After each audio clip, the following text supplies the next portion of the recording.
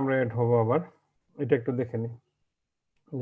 Let us consider an electron of hydrogen atom এর ক্ষেত্রে যদি আমরা চিন্তা করি, এখানে যেটা electron charge cloud and atomic orbital, electron cloud যেমন এখানে এটাকে যদি একটা হাইড্রোজেন অ্যাটম তুমি চিন্তা করো, সেই হাইড্রোজেন অ্যাটমের ক্ষেত্রে এই রেড পোর্শন যেটা দেখানো হচ্ছে, that red portion is nucleus, ঠিক আছে। ব্লু পোর্শন হচ্ছে তোমার ইলেকট্রন ক্লাউড। এই জায়গাগুলোর মধ্যে ইলেকট্রন থাকতে পারে, ঠিক আছে। এই যে একটা হাইড্রোজেন অ্যাটমের ক্ষেত্রে তার নিউক্লিয়াসের চারদিকে এই জায়গাগুলোর মধ্যে ইলেকট্রন থাকতে পারে, ঠিক আছে। এখন এই জায়গাগুলোর মধ্যে যখন ইলেকট্রন আছে, তার মানে একটা ইলেকট্রন যদি হয়, সেই ক্ষেত্রে তো এখানে হচ্ছে সম্ভাবনা, এগুলোকে বলা হচ্ছে ইলেকট্রন ক্লাউড, বা ইলেকট্রন যে আছে তার একটা ইফেক্ট আছে এই জায়গাগুলোতে, ঠিক আছে। চার্জের একটা ইফেক্ট আছে, সেই জন্য এটাকে ক্লাউড বলা হচ্ছে, ঠিক আছে।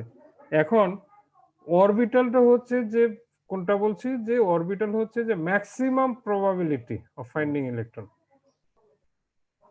সেটা কোন জায়গায়, সেইটা যে স্পেসটা, সেখানে তুমি ইলেকট্রনকে পাবা, এবং সেই জায়গাটুকুকেই বলা হবে তার অরবিটাল। তার মানে হচ্ছে যে ইলেকট্রনটা আমরা ব্ল্যাক পোর্শন বা ডট দিয়ে যেটা দেখাচ্ছি, দিস পোর্শন ইজ বা দিস ওয়ান ইজ ইলেকট্রন। এখন ইলেকট্রনটাকে যদি আমরা আপাতত এই কোনো একটা সার্টেন টাইমের জন্য যদি ধরে নিই যে ইলেকট্রনটা এই জায়গায় আছে, সেই ক্ষেত্রে এই জায়গাটুকুকেই আমরা বলবো হাইড্রোজেনের এই অ্যাটমের অরবিটালটা এখানে, বা এটাই অরবিটাল, ঠিক আছে। অরবিটাল এটা হচ্ছে যেখানে ইলেকট্রনটা আছে, ডট বা ব্ল্যাক পোর্শন যেটা, সেটা হচ্ছে অরবিটাল। ব্লু পোর্শন যেটা, সেটা হচ্ছে ইলেকট্রন ক্লাউড, বা ইলেকট্রন যে আছে তার চার্জের যে ইনফ্লুয়েন্স যেটা, সেটার মধ্যে এই ইলেকট্রন ক্লাউড এটা, বা এই ক্লাউড অন্যভাবে বলতে পারে যে ইলেকট্রন গুলো বা ইলেকট্রন এই ব্লু পোর্শন গুলোর যে কোনো জায়গায় থাকতে পারে। আর ম্যাক্সিমাম প্রবাবিলিটি যেহেতু বলছি যে অরবিটাল যেটা, সেটা হচ্ছে যে ব্ল্যাকটা যেখানে আছে, এটাই হচ্ছে ম্যাক্সিমাম প্রবাবিলিটি, বা এখানে সেটা থাকার সবচেয়ে বেশি সম্ভাবনা আছে। দ্যাটস ওয়াই এটাকে বলা হবে ইলেকট্রনের অরবিটাল। এখন দেখো এখানে কি বলছে, this electron revolves round the nucleus and the nucleus remains fixed at its position. নিউক্লিয়াসের পজিশন কখনো চেঞ্জ হবে না। আরেকটা কথা বলে নি, পরে টেক্সটে যাই। সেটা হচ্ছে এখন এই ইলেকট্রনের চার্জ কি, পজিটিভ, সরি নেগেটিভ, আর নিউক্লিয়াসের চার্জ হচ্ছে পজিটিভ। দুজনের মধ্যে অ্যাট্রাকশন আছে। নিউক্লিয়াস চাইবে তার দিকে ইলেকট্রনগুলোকে টানতে, ঠিক আছে।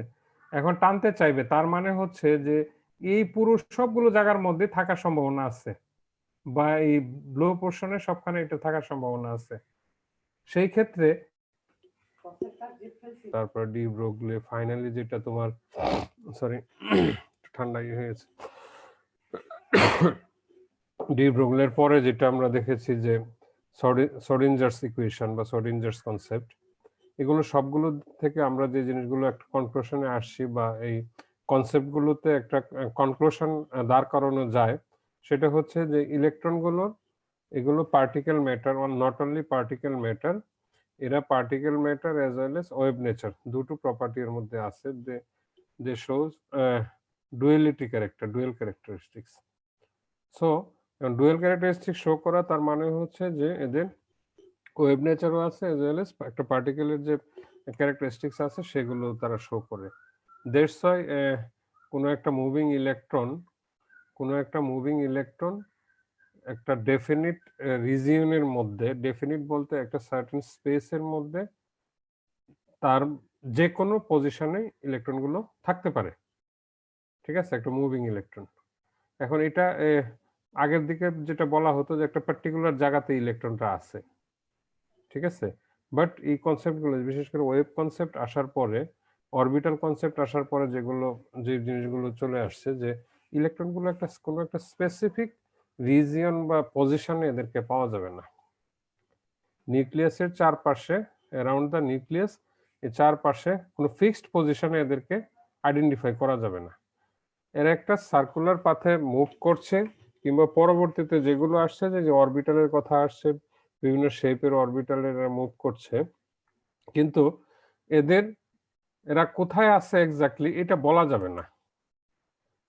একটা বলা যায় যে এদের maximum possibility of finding electron, that mean যে কোনো একটা জায়গায় পসিবিলিটিটা ম্যাক্সিমাম, যে জায়গাটাতে পসিবিলিটি ম্যাক্সিমাম সেই জায়গাটাকে আমরা বলেছি যে অরবিটাল।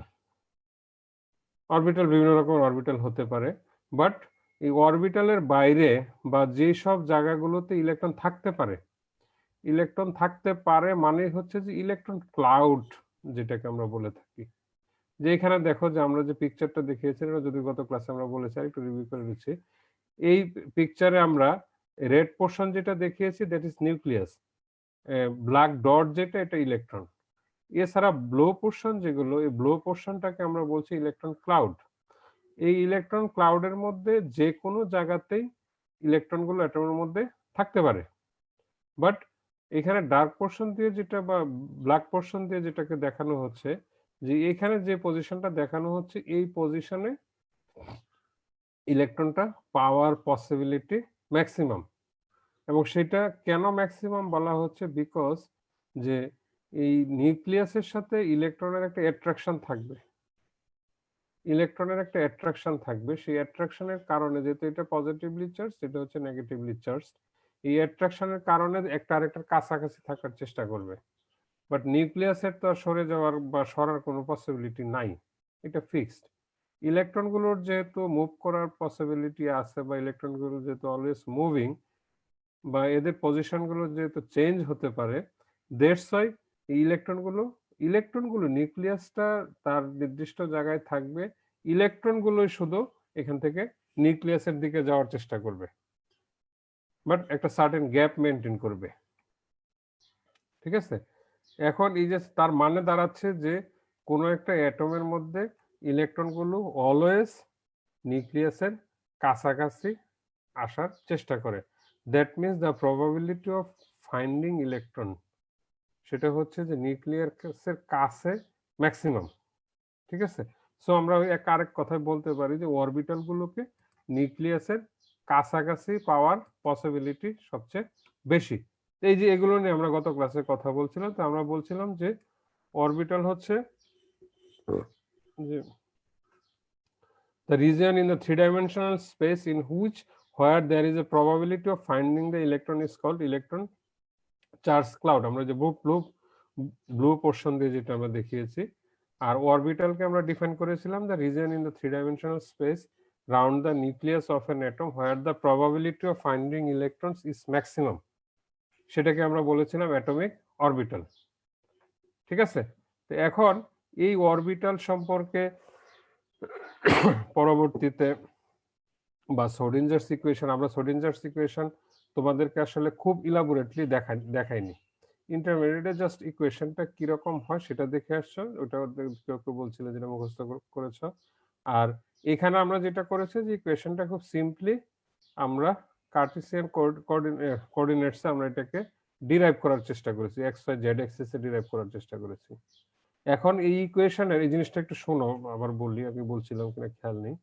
এখন আমরা এক্স ওয়াই জেড অ্যাক্সিসে ইকুয়েশনটাকে আমরা ডিরাইভ করেছি, বাট এই ইকুয়েশনটা যেহেতু তোমার থ্রি ডাইমেনশনাল স্পেসে, এখন কোনো একটা ইলেকট্রন যখন থ্রি ডাইমেনশনাল স্পেসে যখন তোমার মুভ করে, ওয়েভ নেচার শো করে, সেই ক্ষেত্রে এদেরকে যদি তোমার পোলার কোঅর্ডিনেটসে যদি রিপ্রেজেন্ট না করো, দেন এটা কমপ্লিট রিপ্রেজেন্টেশন হয় না। এদেরকে যদি তুমি থ্রি ডাইমেনশনাল স্পেসে প্রপারলি এদেরকে রিকগনাইজ করতে চাও, এদের লোকেশনটাকে এক্স্যাক্টলি ফাইন্ড আউট করতে চাও, ইন দ্যাট কেস এই কার্টেসিয়ান কোঅর্ডিনেটস এর সাথে পোলার কোঅর্ডিনেটসকে তোমার অ্যাড করতে হবে।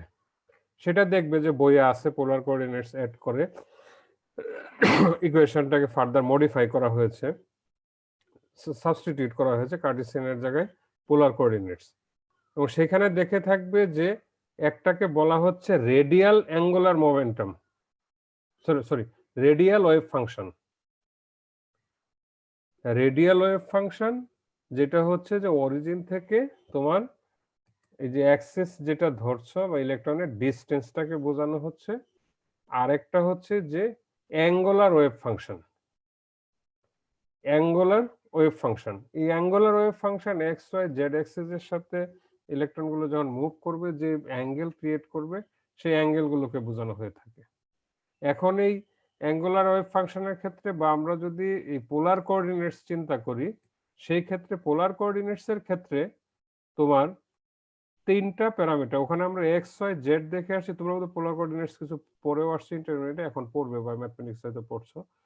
এখানে যেটা আমরা দেখে থাকি যে এই শ্রোডিঞ্জারস ইকুয়েশনে এই পোলার কোঅর্ডিনেটসে আর হচ্ছে রেডিয়াল ওয়েভ ফাংশন, আর আমরা দুইটা অ্যাঙ্গেল থিটা এবং ফাই আমরা কনসিডার করি, এবং থিটা এবং ফাই কনসিডার করলে ওখানকার এক্স ওয়াই জেড এর মতো এখানে আর থিটা ফাই, এই তিনটা আমরা পেয়ে থাকি।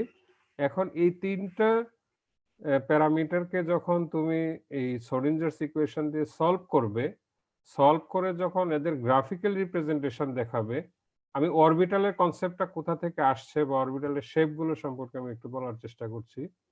যখন এই আর থিটা ফাই, যেগুলো আমরা বলছি যে আর কে আমরা নিউক্লিয়াস থেকে, যেমন আমরা এক্স ওয়াই জেড অ্যাক্সিস এর সাথে যদি কম্পেয়ার করি, দেন নিউক্লিয়াস থেকে যে পয়েন্ট তুমি কনসিডার করছো বা স্পেস, সেটার যে দূরত্ব, that is the radius or distance, যেটাকে অরিজিন থেকে তোমার এক্স ওয়াই জেড পজিশনে যদি তুমি কনসিডার করো, দেন দ্যাট ভ্যালু ইজ আর। আর যে অ্যাঙ্গেল গুলো প্রডিউস করে এক্স ওয়াই জেড এর সাথে, সেটা একটা রেসপেক্টে আরেকটা অ্যাঙ্গেল থিটা এন্ড ফাই।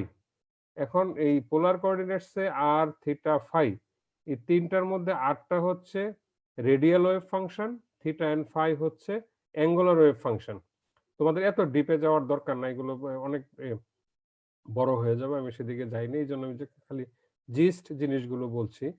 এখন এই আর থিটা ফাই, এদেরকে যদি আমরা শ্রোডিঞ্জারস ইকুয়েশন থেকে সলভ করে বিভিন্ন কন্ডিশনের জন্য সলভ করে আমরা বিভিন্ন তোমার এই অরবিটের জন্য যদি আমরা সলভ করে এদের ভ্যালুগুলো যদি আমরা গ্রাফিক্যাল রিপ্রেজেন্টেশন এবং আমরা গ্রাফে যদি পুট করি, সেই ক্ষেত্রে আমরা যে গ্রাফের যে শেপটা পাবো, যে রিজিয়নগুলো পাবো, সেই রিজিয়নগুলো রেডিয়ালের ক্ষেত্রে হবে তোমার থিটা, সরি আর এর ক্ষেত্রে যেটা যে এস অরবিটালের জন্য থিটার জন্য পাবা একটা, যেটা পির মতো হবে, ফাই এর জন্য যেটা পাবো সেটা ডির মতো হবে। আমরা যে অরবিটালগুলোর যে শেপ যেটা দেখে থাকি, এই শেপগুলো আসছে কোথায়? যখন আমরা গ্রাফে এই ভ্যালুকে প্লট করছি, সেই ক্ষেত্রে এই ভ্যালু রেসপেক্টিভ ভ্যালুগুলোর জন্য যে রেসপেক্টিভ গ্রাফ পাবো, তাদের যে এরিয়া যেটা বা তাদের যে রিজিয়ন আমরা এগুলোকে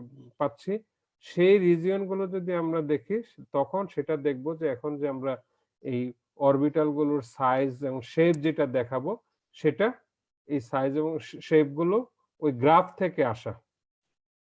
যে আমরা বলি যে এই তোমার এস অরবিটালের শেপটা রাউন্ড শেপ কেন? বিকজ এই রেডিয়াল ওয়েভ ফাংশন যেটা আছে, এটাকে সলভ করে যদি আমরা তাকে গ্রাফে প্লট করি, ইন দ্যাট কেস যে ভ্যালুটা পাবো সেটার জন্য একটা রাউন্ড শেপের তুমি একটা গ্রাফিক্যাল রিপ্রেজেন্টেশন পাবে। পির ক্ষেত্রে তোমার ডাম্বেল শেপের পাবে, ঠিক আছে? ডির ক্ষেত্রে আমরা যে শেপগুলোর কথা বলি সেরকম শেপে পাওয়া যাবে। ওকে, তো এখন এই মেইনলি শ্রোডিঞ্জারস ইকুয়েশন সলভ করলেই তোমার এই যে গ্রাফ পাবো, সেই গ্রাফ থেকে বা ওই প্লট থেকে আমরা অরবিটাল গুলোর শেপ সম্পর্কে ওইখান থেকে ধারণা পাই, এবং অ্যাকর্ডিংলি যে শেপগুলোর কথা বলা হয়, সেটা এই শেপগুলো আসছে মেইনলি শ্রোডিঞ্জারস ইকুয়েশন থেকে, ঠিক আছে? পাশাপাশি আমরা পরে যে কোয়ান্টাম নাম্বারের কথা বলবো, কোয়ান্টাম নাম্বারগুলো আসছে মেইনলি এই শ্রোডিঞ্জারস ইকুয়েশন সলভ করার পরে অরবিটালের শেপ বা তার ভ্যালুটা কিরকম হবে, সেটার উপর বেসিস করেই তোমার এই কোয়ান্টাম নাম্বারগুলোকে ওইভাবে ডিফাইন করা হয়, অ্যাজ ওয়েল এজ ক্লাসিফাই করা হয়। এখন যদি আমরা অরবিটালগুলোর শেপ এবং সাইজ দেখাই, প্লাস কোয়ান্টাম নাম্বার সম্পর্কে যদি ডিসকাস করি, ইন দ্যাট কেস তোমাদের জন্য বিষয়গুলো আরো সহজ হয়ে যাবে। তা আমরা সামনের দিকে যাই, এগুলো ছিল আমাদের গত ক্লাসের। তো